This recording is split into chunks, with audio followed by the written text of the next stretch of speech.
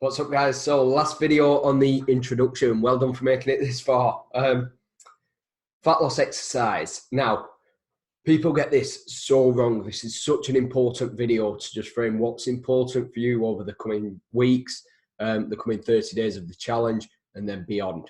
Now, we've given everybody on this challenge access to our training app, to our training software. So you will have some workouts on there already. You'll have them scheduled into your diary. You may need to change them. You may need to shuffle them around. That's absolutely fine. We will talk you through all of that. Basically, what I want this video to cover is what it is that you actually need to do from an exercise point of view. Not all of you are going to be able to get into the gym and do however many workouts a week. So it's how you can still make sure that you're succeeding. Obviously, if you can make sure that you organize yourself and find the time to get into the gym a couple of times, that's going to really help as well. So we schedule all of the workouts the same way that we do for all of our one-to-one personal training clients using the training app. Now, we can see on the photos, this has got a space for you to track your nutrition. It's got a space for you to look at your progress. It's got a space for you to upload before and after photos if you choose to do so. But most importantly, it's got the exercise calendar and the workouts on there. Now, the workout calendar tells you what days to do the exercises, what exercises you've got to do. There'll be a video attached to each exercise so that you know exactly what it is that you're trying to achieve and how to do that movement. Now, importantly, if you can't make the workouts on them days, that's absolutely fine. Just shuffle them around. You can rearrange the schedule yourself in the app, but try and exercise as much as you can. Again, we want a couple of sessions a week that's focused on resistance training, and certainly at least a couple of sessions focused on aerobic training. Now, the app will also track your nutrition, so there's a space for us to program what your macronutrients are, what your food's going to be, what your calories are. And again, for some of you, you'll be using that in a lot of detail. Some of you less so. Some of you will just be building good habits. Space for the photos and measurements and so on. Now, when it comes to fat loss, resistance training is something that is absolutely crucial. It's not done a lot of the time, and it's one of the biggest reasons that people stop losing fat early. It's one of the biggest reasons that metabolism slows down. One of the biggest reasons that people aren't feeling great all the way through the fat loss journey. So we need to keep as much lean mass as we can, basically to maintain metabolic rate. Now, if you have a lot of weight to lose, we're talking more than a couple of stone here, then if your target weight is down there, then this is slightly less important at this stage. It's probably the aerobic training that you want to focus on, but this may be a really good way to do that as well. But what we can do is we can use this resistance training to build strength, build muscle, and help you to drop body fat. It's just how we put the exercises together. Again, this is done on the workouts on the app. If you prefer to download them as a sheet, that's absolutely fine. They're attached to this video. The main thing is to focus on correct form throughout all of them. If you're not comfortable doing an exercise, simply don't do it, swap it out, change it for something else, and just give us a quick message. Let us know that you've swapped it. That's absolutely fine. We will then be able to adjust it if needed in your program as well, so that you know exactly what you're doing. What I'd suggest is stick to slightly higher reps, 10 to 20, with fairly short rests. At this point, for most of you, what you're probably looking for on this plan is to put a couple of exercises together, keep the reps fairly high, the rest fairly short, and keep it almost a conditioning session as well. So your heart rate's going to stay quite high throughout it. You're going to have fairly short rests. But while we're doing that, one of the biggest mistakes that people make is that they try to move too fast through it. They try and rush through the exercises. I want you to really be patient, really take your time as you're going through the exercises, but just keep your rest times limited. You'll notice that your heart rate's still up. You're still burning through at least as many calories as you would be doing, and you're not putting risks to yourself by rushing through the exercises. So really important that you just focus on good form, work your way through there. Again, the sample workouts are attached to this. Now, when it comes to cardio, this is one of the big issues that I see, is that people don't do enough volume of cardio work when they're trying to lose fat. Yes, we can do this a lot of different ways. So I'm not saying there's only one way to do this. If you're really limited for time, you may choose a different approach. But where the majority of your time should be is that steady cardio, 50 to 70% sort of heart rate range, which if you were in a gym on a bike or walking on an incline, your difficulty in field maybe between 4 and 5, maybe up to 6 out of 10. But it should certainly be something that you're comfortable with. Not maximal speed. There it says 3 to 5 times a week. Should be a working page, should say pace, but not maximal. Breathing's going to be up. It's going to be comfortable enough to maintain the pace. Use the right kit. If you struggle with exercises such as running, don't run. If you know that that's going to flare up your back, your knees, it's not necessary to put in. So make sure that you pick something that we can maintain. The intensity for, say, 30 to realistically over 30 minutes, probably 30 to 60 minutes in this zone. If you can put that in 3 times a week, then I absolutely guarantee that from an exercise point of view, one of the big boxes being ticked. Then if we're not losing body fat, this isn't going to be the thing that needs to change. It'll be something from either the diet or maybe something in terms of actual lifestyle management that we need to adjust. If you're already doing this steady cardio, again, I want you guys to prioritize that. But if you're already doing this and you want to mix it up, maybe swapping one of them for an interval session where you do a short block of work at a fairly fast pace and then recover with a short recovery at a fairly steady pace. This will work best at this stage, and you'll probably get the most out of doing slightly longer intervals with a slightly lower maximum intensity rather than really short, really maximal intervals. I'm not going to go into too much detail as to why, but if we are early stages in a fitness journey, we are trying to lose body fat and get down to the sort of physique that we want to be.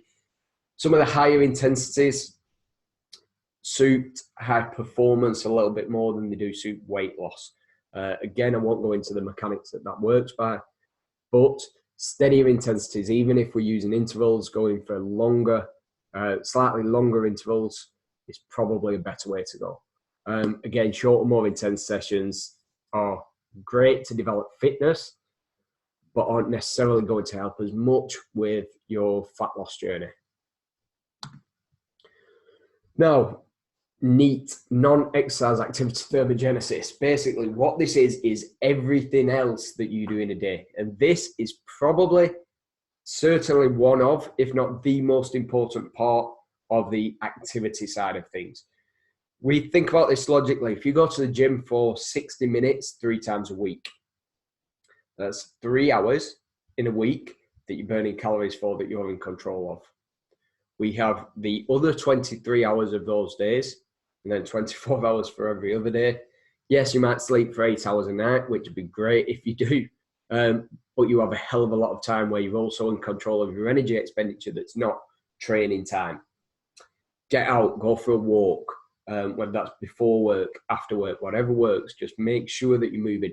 Try to avoid sitting for really long periods of time. If you sat down in the office for hours and hours and hours, just try and get up and move about. You may want to try standing as you're reading or as you're going through some work that you might need to do. If you've got a sedentary job, try to move as much as possible throughout it, within reason, obviously. Make sure that you're hitting a high step count. If you're not hitting at least 10,000 a day, then, realistically, you probably want to be moving a little bit more. If you're hitting around 15,000 every day, this probably isn't the priority for you. But making sure that remains consistent as you introduce training is really important. If you're currently hitting 15,000 a day, that drops down to 6,000 because you put training in. Well, your total calorie burn for the day might be about the same. So just, again, important to be aware of. Short drives, you can swap them for walks, do more housework, more cleaning around the house, keep on top of things, get up and just do more of the little jobs that you tend to put off when you're tired. Try to get yourself up, get yourself moving, do some of these little jobs daily, and it'll burn more calories. Not only will you be a lot more productive, but you will stop your body from going too much into a low calorie burning state too often and giving it too much leeway. We want to make physical change. This is a really good way to make sure that we do that. And again, this can be the difference maker. 14, 16 hours most days, that is going to be this non-exercise activity thermogenesis rather than your 1 hour that you might be training for. So this is crucial. Even if in intense training, we're burning 7 or 8 times more calories per hour, this in the rest of the day is still going to be the biggest calorie burner. So again, really important to be aware of. And when it comes to training, we can never talk about training or exercise without considering recovery. Make sure that you have got chance to recover. If you're doing hard workouts every single day, what's going to happen is that your body's just not going to like it. Your joints are going to start to build up a few little issues that are coming up. Your tendons are. Your muscles aren't going to get a chance to adapt and recover anyway. Your body's not going to get a chance to adapt and get much fitter by doing it. So making sure that you've got enough time to recover from the training is absolutely essential. What's going to help this? Things like sleep, 7 to 8 hours a night. Realistically, that's probably a minimum. We probably want at least that. And try to make sure that you give yourself a chance in the day to switch off mentally, to relax. Now, when it comes to sleep, if you're struggling with sleep, have a look. We've done a couple of articles on this on the blog. There's advice on this on some of the other videos as well that we'll be releasing. But sleep hygiene strategies are really important to put in. So the first step, rather than going to any medication or anything, is just try to build a bit of a bedtime routine. Make sure that you're not doing anything that's working against your body's ability to switch off and get sleep. If you're doing all that, then obviously it may be time to discuss other management of sleep. Stress management is completely essential throughout this. Your body will work so much better if you are managing stress, and the lifestyle that we've got now is generally, for most people, quite a high stress lifestyle. So we have to actively be looking to manage this, whether this is yoga, going for walks, doing more time spending more time doing things that you enjoy, meditating. Whatever it is, the stress management side is actually absolutely really important. And from a health point of view, it's as important as anything else. Body composition, yes, we know that when you get stressed, you might actually lose a little bit of weight. But again, from a health point of view, that's really counterproductive. That's really not going to help. We need to be managing this. And then long term, obviously, managing it is going to allow for greater success with weight loss. Stick to the nutrition guidance, guys. A lot of lean protein, a lot of vegetables. Make sure that you're getting good nutrition. And then if you're at a point where you're ready to look beyond calories into your macronutrients as well, then great, make sure that they're matching up. And that is it for the introduction to this course. Any questions, please let us know on the Facebook group. We will do as much as we possibly can to help you with this. I genuinely want all of you to get the most out of this as possible. So any questions, please let us know and let me know how you're getting on. There will be more videos dropped in the next couple of weeks, just to try and help you with what we think you might be struggling with at the time. Go and get yourself set up on the app. Make sure that you're using it. Again, let me know how you're getting on. Make sure that you keep giving me updates. There'll be a weekly check-in just for you to let us know how you're progressing. But in terms of body weight, try and do that regularly. In terms of training, make sure that you're prioritizing your aerobic training and some resistance training sessions. Make sure that you're moving a lot throughout your day, and make sure that you're following the nutrition guidance. Guys, if you make these changes, I can promise you that within 30 days, you are going to feel completely different. You'll be well on your way to being at your target body weight as well. Cheers. See you in the next video.